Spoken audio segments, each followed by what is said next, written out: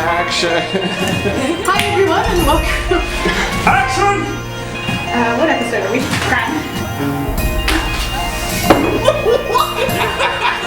Okay, we'll cut there for a moment. Were you pulling dummy? Those jokes are I should probably start this camera with rhythm. Alright, go.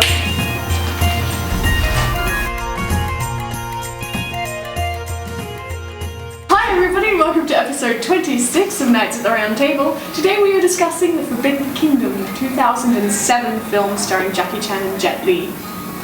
This movie is about a young boy who, during an altercation with a gang in his neighborhood, accidentally, quite literally, falls into another world with the quest of delivering a staff to the Monkey King.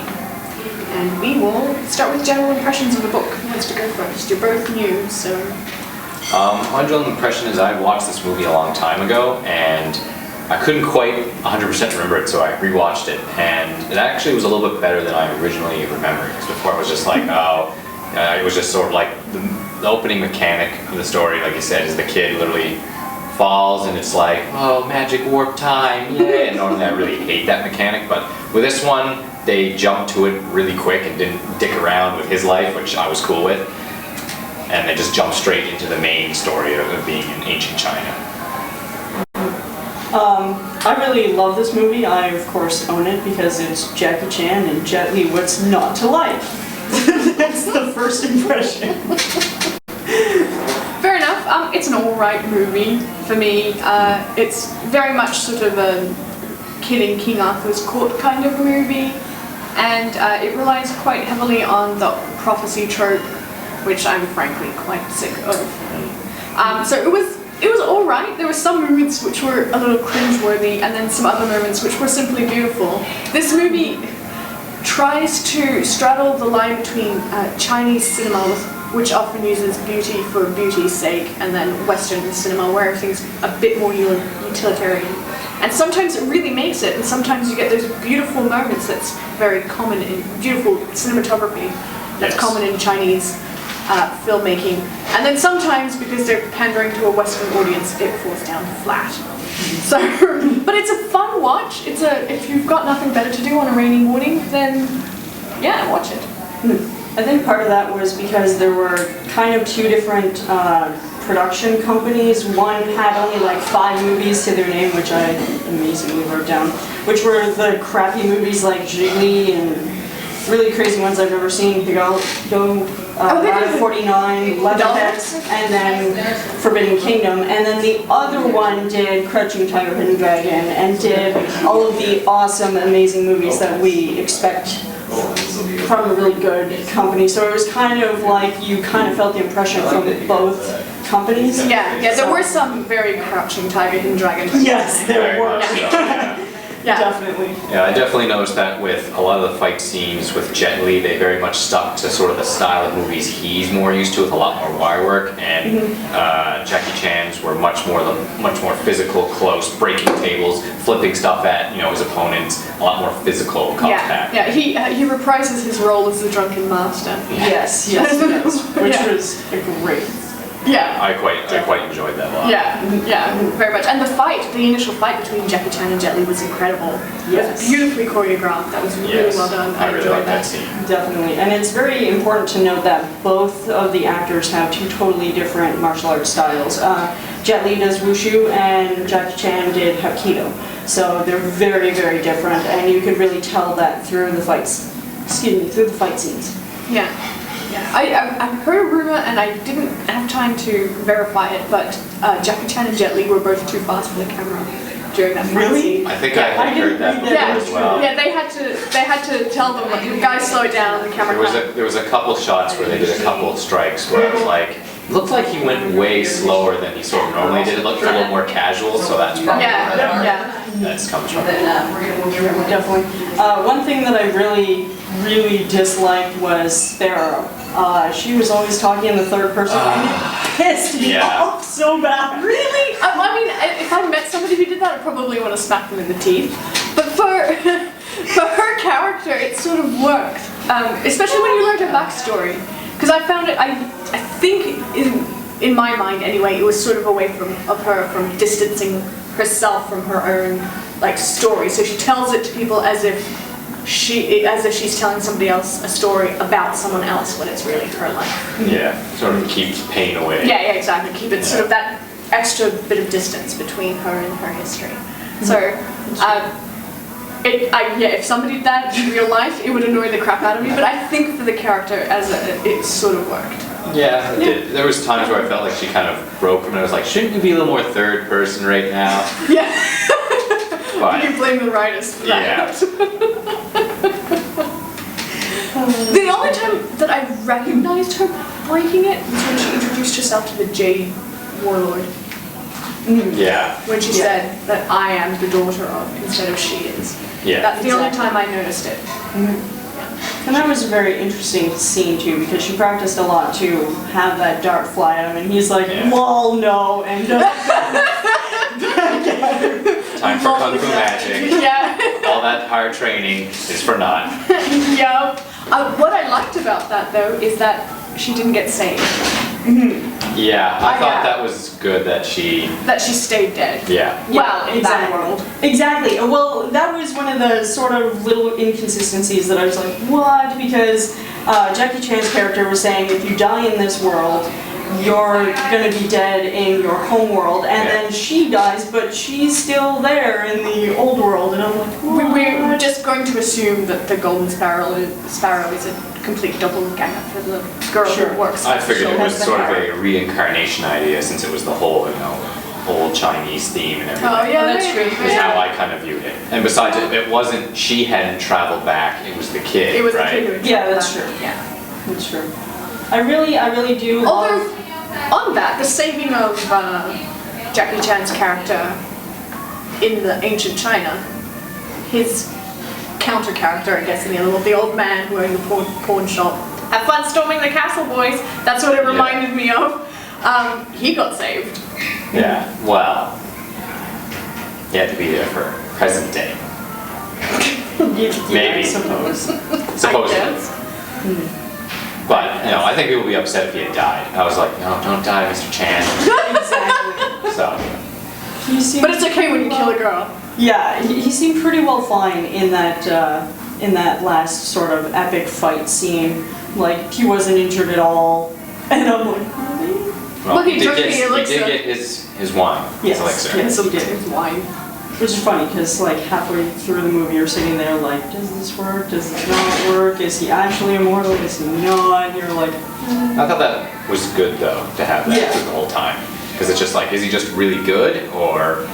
And I thought that was good to keep that a little bit mysterious.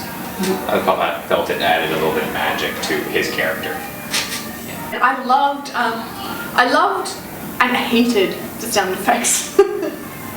When Jackie Chan and Jet Li were fighting, and Jet Li pulled out the praying mantis, and Jackie Chan was, oh, praying mantis, it's great for catching bugs, but not the tiger. And then after that, every single strike is like a tiger's roar. I'm like, oh, really?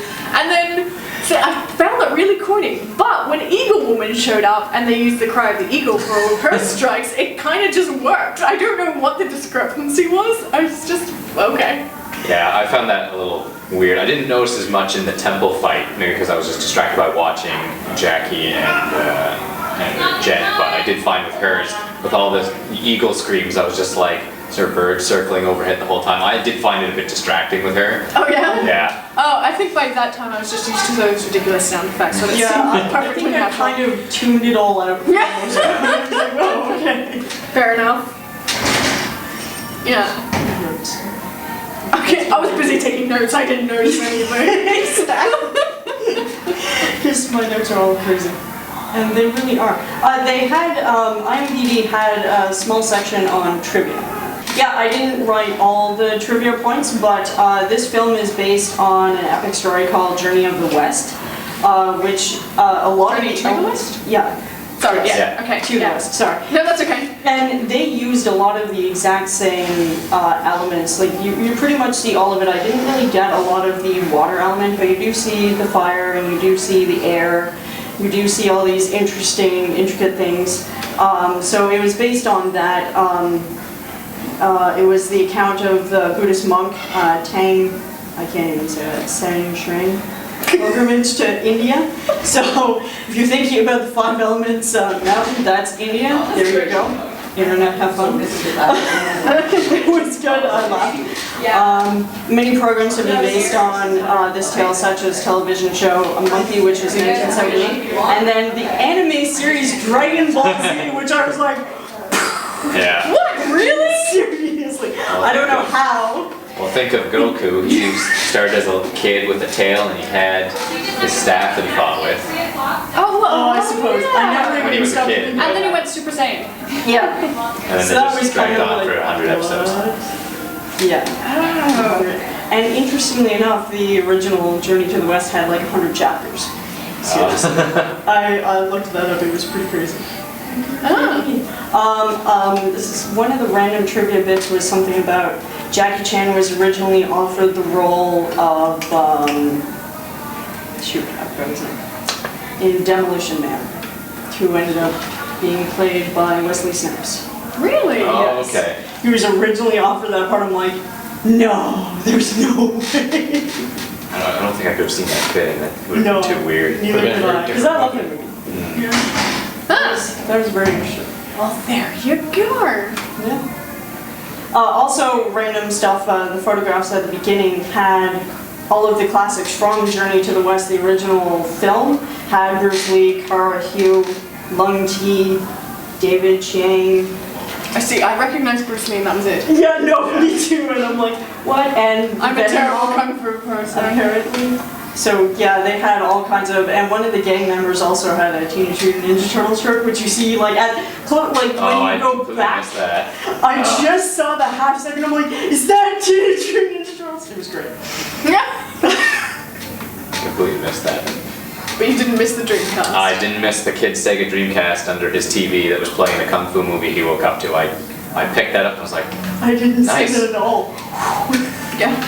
I have to, the opening credits were great. Yes, it definitely I set like the what type they of feeling of Yeah, it what set the the movie tone was going to be, as that well. very mystical kung fu type of movie. And also, not with a small amount of comedy.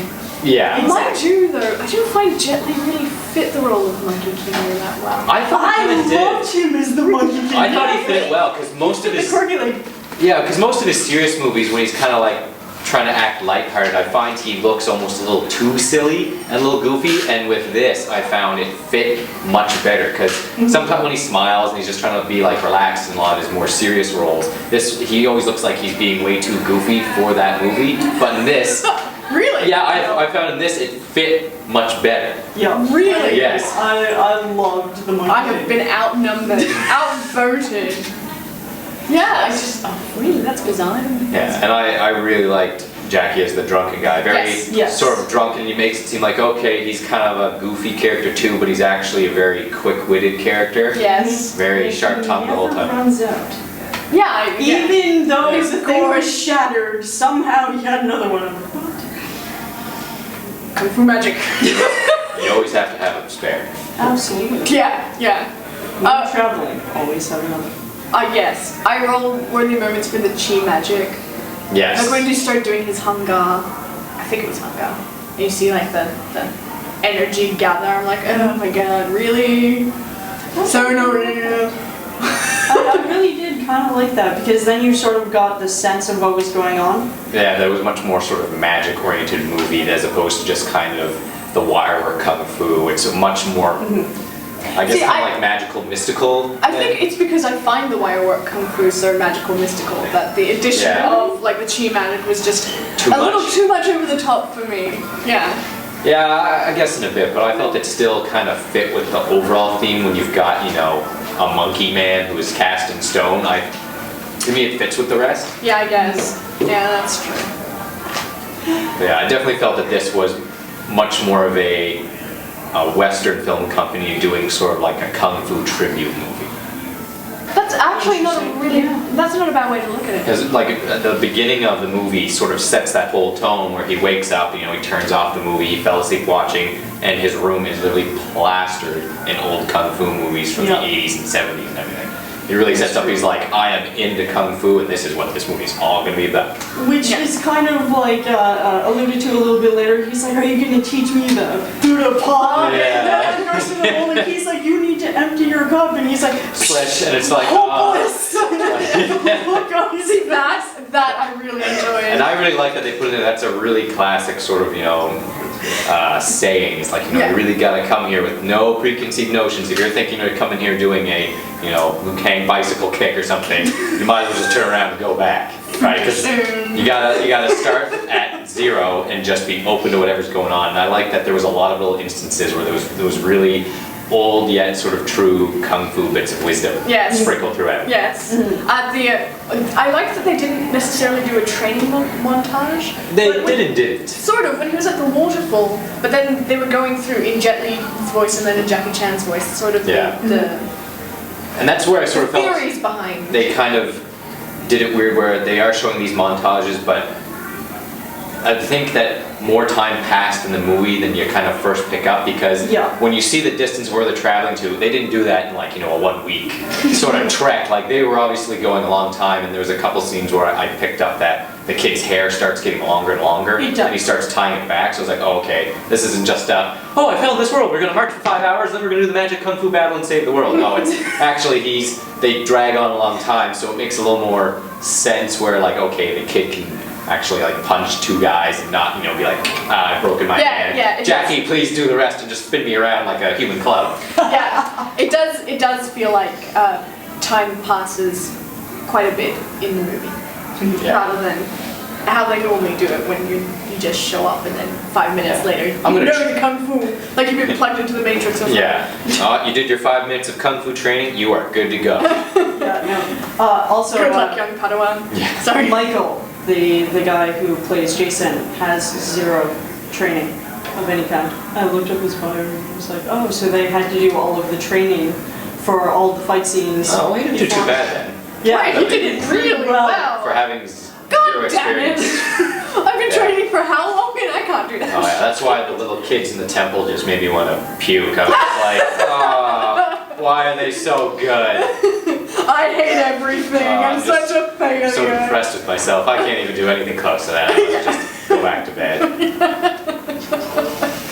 I know those feels. Children make me sad about myself. My self-esteem is at an all-time low. Yeah. I like that they showed up at the end. Yes, that I did kind of like. I did like I was like, oh yeah! Go little kids! And then it just shows how good the real kids were because they're beating these grown These grown army guys. This is like the Jade Army, they're not like Ottawa scrubs or anything. Like, they really know their stuff and they're getting schmucked by these kids. 12-year-old. Yeah. Well done, kid, well done. And the soccer or head soccer, whatever they played with the Alexa. I was like, that guy that headbutted that thing, getting a concussion. Serious? Concussed. No, he's trained for that. No. Kung Fu magic. The Kung Fu magic headbutt. No bump. Okay, any last thoughts before we go into the scores? It is a decent movie. Like, it's not the best I've seen. There's definitely like others that I would consider much better than this, but it was a decent movie to have two really well-known kung fu movie type actors, Jackie Chan, Jet Li, together, and it's fun. It's only rated PG-13. Like, there's some stabbing, but there's not a whole lot of blood and gore. So I mean, it's a movie that if you have like I could watch this with my 13-year-old nephew and he wouldn't be traumatized for life or something crazy like that, right? So I think it was definitely made to be, like I said before, a kung fu movie that's like a tribute to kung fu movies, and one that was maybe toned down but not too dumbed down so that a younger audience could enjoy it too.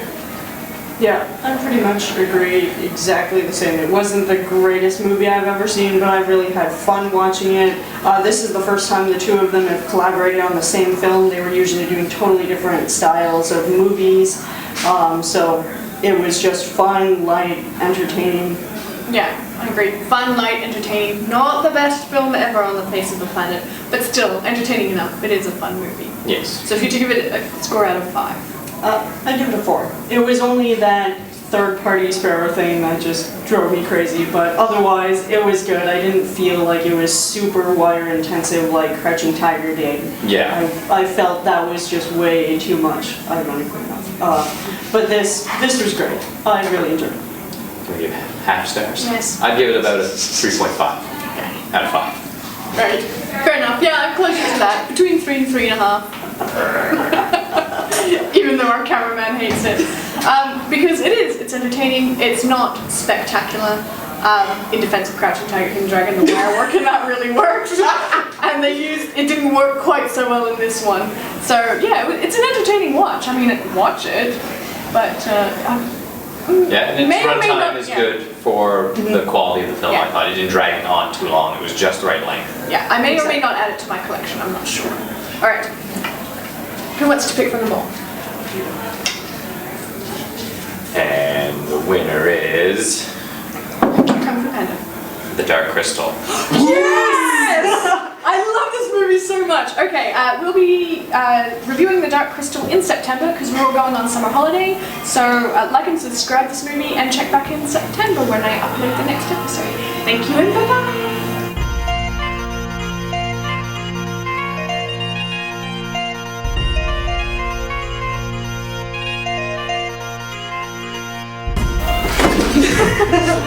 Well, I'm excited to move.